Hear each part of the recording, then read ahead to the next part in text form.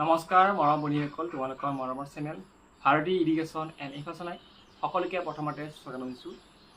আৰু এটা ভাল খবৰ, যিহেতু আমাৰ চেনেলত 1 লাখ ছাবস্ক্ৰাইবাৰ কমপ্লিট হ'ল আৰু সেইবাবে সকলো মোৰ ছাবস্ক্ৰাইবাৰলৈ, ভণ্টি ভাইটিলৈ, দাদা বন্ধুলৈ সকলোকে মৰম যাচিলোঁ। আৰু আজিৰ ভিডিঅ'টো তোমালোকে নিশ্চয় গম পাইছা যে IT ৰিলেটেড এটা ভিডিঅ', এটা ধুনীয়া আপডেট আৰু ভাল খবৰ।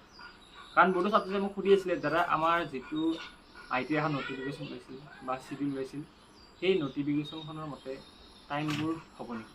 এতিয়া আমি অফিচিয়েল ৱেবছাইট যদি মই ভিজিট কৰোঁ, আজি ভিজিট কৰাৰ সময়ত দেখা পাইছোঁ যে 25 জুন তাৰিখলৈকে মানে তোমালোকে ৰেজিষ্ট্ৰেশ্যন কৰিব পাৰিবা। কোনোবা ল'ৰা ছোৱালী এনেকুৱা ল'ৰা ছোৱালী আছিলে যোনসকল ছাত্ৰই ভাবি আছিলে 15 জুনলৈকে আমাৰ এপ্লাই ডেট আছিলে আগতে, এতিয়া কি কৰা হ'ল, এই ডেটটো বঢ়াই দিয়া গৈছে, এক্সটেণ্ড কৰি দিছে 25 জুন তাৰিখলৈকে। এতিয়াও তোমালোকৰ হাতত 3-4 দিন সময় আছে।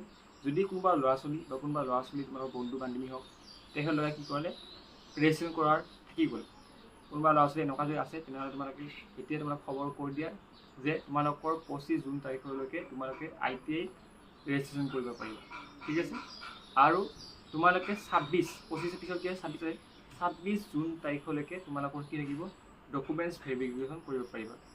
ডকুমেণ্টছ ভেৰিফিকেশ্যন কৰিব লাগিব, যিকোনো এখন নিয়েৰেষ্ট ITI কলেজত গৈ পেলাই তোমালোকে ডকুমেণ্টছটো ভেৰিফিকেশ্যন কৰি ল'বা। ঠিক আছে।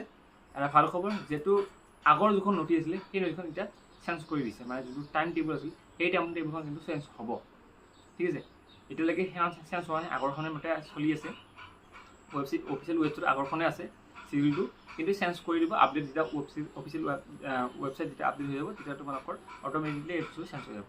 এতিয়া মই তোমালোকক ক'ব বিচাৰিছোঁ যে যোনসকল ছাত্ৰছাত্ৰীয়ে এতিয়ালৈকে ITI ৰেজিষ্ট্ৰেশ্যনে কৰা নাই, তোমালোকে এতিয়া সোনকালে কৰি লোৱা, ভাল খবৰ। আৰু 2 নম্বৰ পইণ্টটো হৈছে যে 26 তাৰিখলৈকে তোমালোকে এই ডকুমেণ্টছ ভেৰিফিকেশ্যনৰ কামখিনি কৰিব লাগিব। ডকুমেণ্টছ ভেৰিফিকেশ্যন কৰিব গ'লে তোমালোকৰ মেট্ৰিকৰ ডকুমেণ্টছখিনি লৈ যাব লাগিব, মাৰ্কশ্বিট, কাষ্ট চাৰ্টিফিকেটৰ পৰা আদি কৰি যিখিনি ইম্পৰ্টেণ্ট ডকুমেণ্টছ, সেই ডকুমেণ্টছখিনি লগত লৈ যাবা। সেইখিনি লগত লৈ পেলাই যিকোনো ওচৰৰ যিকোনো এখন ITI কলেজত গৈ পেলাই তোমালোকে ডকুমেণ্টছ ভেৰিফিকেশ্যনটো কৰি ল'বা। ঠিক আছে। সৰু সুৰা এটা আপডেট আছিলে।